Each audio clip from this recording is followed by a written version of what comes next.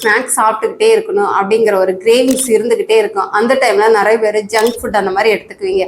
அதுக்கு பதிலாக நான் ஒரு ஹெல்த்தியான ஸ்நாக்ஸ் சொல்கிறேன். அது என்னங்கிறத பார்த்துக்கலாமா? தேங்காய் துண்டு. இந்த தேங்காய் துண்டு நீங்கள் வந்து நார்மலாக வந்து உங்களுக்கு எப்பப்போ ஸ்நாக்ஸ் சாப்பிடணும்னு தோணுதோ அந்த டைமில் வந்து ஒரு நாளைக்கு 2 to 3 பீஸ் தேங்காய் துண்டு தாராளமாக எடுத்துக்கலாம்.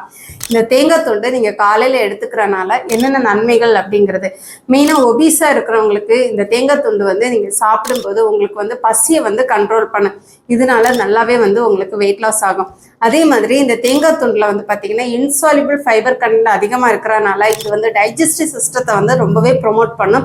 தாராளமாக வந்து உங்களுக்கு கான்ஸ்டிபேஷன் மலச்சிக்கல் பிரச்சனையை வந்து வரவே வராது. தேங்காய் துண்டு நீங்கள் ரெகுலராக எடுக்கும்போது நம்மளோட ஸ்கின் வந்து பார்த்தீங்கன்னா அந்த ட்ரைனஸ் வந்து நார்மலைஸ் பண்ணும். வந்து பார்த்தீங்கன்னா டயபெட்டிக் பேஷண்ட்ஸு சாப்பிடலாமா அப்படிங்கிறது நிறைய பேருக்கு டவுட். தாராளமாக வந்து தேங்காய் துண்டு நீங்கள் ராவாக எடுத்துக்கலாம். எதனாலன்னா இதில் வந்து லோ கிளைசிமிக் இண்டெக்ஸ் இருக்கிறனால தாராளமாக நீங்கள் சாப்பிடலாம்.